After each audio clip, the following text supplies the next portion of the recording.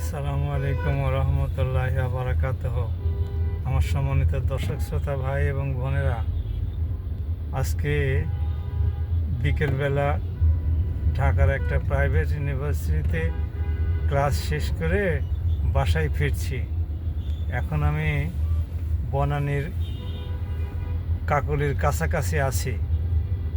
তো আপনাদের সাথে একটু কথা বলার জন্যে আমি এই ভিডিওতে আসলাম।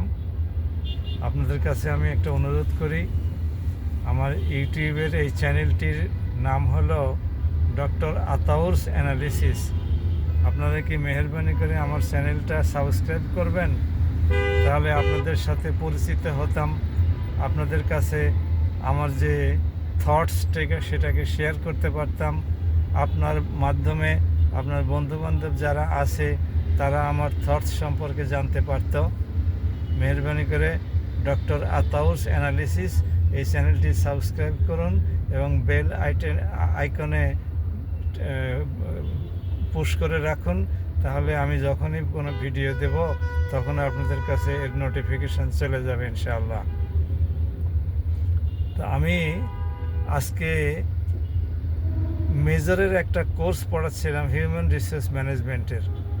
সেই কোর্সটির টাইটেল হলো কর্পোরেট অ্যান্ড কোর্সটির টাইটেল হচ্ছে HR strategy, that is human resource strategy. সেখানে আজকে সেকেন্ড চ্যাপ্টারটা আমি পড়ালাম। সেকেন্ড চ্যাপ্টারটা হলো corporate and strategic human resource management, corporate and human resource strategy. এর মধ্যে 11টা স্লাইড ছিল। 11টা স্লাইডে ধরুন কম বেশি 60টার মতো পয়েন্ট ছিল। একটা স্লাইডের ক্যাপশন ছিল স্ট্র্যাটেজিক চয়েসেস। তার মধ্যে 5টা পয়েন্ট ছিল। 3 নম্বর পয়েন্টটা ছিল অ্যাডাপ্টেবল এনভায়রনমেন্ট। জি, তো এইটা পড়াতে গিয়ে আমি আমার স্টুডেন্টদেরকে এটা বোঝানোর চেষ্টা করলাম যে তুমি তোমার অর্গানাইজেশনকে স্মুথলি রান করানোর জন্যে যে কৌশল বা স্ট্র্যাটেজি অবলম্বন করো না কেন, it must be adaptable to the environment. Environment is of two kinds. একটা ইন্টারনাল এনভায়রনমেন্ট আর একটা হচ্ছে external environment. External environment has again been subdivided into two, general environment and task environment. In total, almost there are more or less 15 stakeholders of the environment. এই 15টা stake হোল্ডারের কাছে তোমার স্ট্র্যাটেজিটা অবশ্যই acceptable হতে হবে এবং এই এনভায়রনমেন্টাল যে ফোর্সগুলোর বিভিন্ন ডাইমেনশন আছে এই ডাইমেনশনের কাছে এই তোমার প্রণীত স্ট্র্যাটেজি অবশ্যই গ্রহণযোগ্য হতে হবে। তা না হলে খাপ খাওয়ানোর যোগ্য হতে হবে। তা না হলে তোমার স্ট্র্যাটেজি ইফেক্টিভলি ওয়ার্ক করবে না। Your organisation will not run smoothly. আসুন আমরা আমাদের জীবনে আমি প্রাতিষ্ঠানিক স্ট্র্যাটেজি সম্পর্কে কথা বলছিলাম।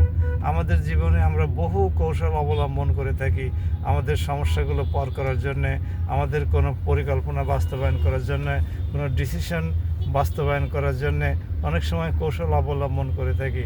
নর্মাল কোনো ওয়েতে যদি কাজ না করে তখনই এই কৌশলগুলো অবলম্বন করার দরকার হয়।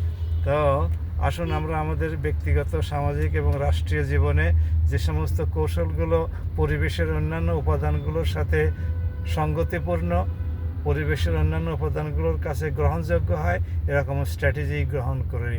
তাহলে পরে আমাদের সমাজ, দেশ, প্রতিষ্ঠান সব কিছুই সুন্দরভাবে চলবে ইনশাআল্লাহ।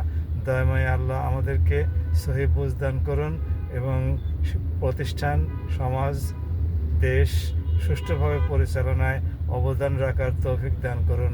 আসসালামু আলাইকুম ওয়া রাহমাতুল্লাহি ওয়া বারাকাতুহু। সবাই ভালো থাকুন, সবার জন্য মঙ্গল কামনা করছি। আসসালামু আলাইকুম।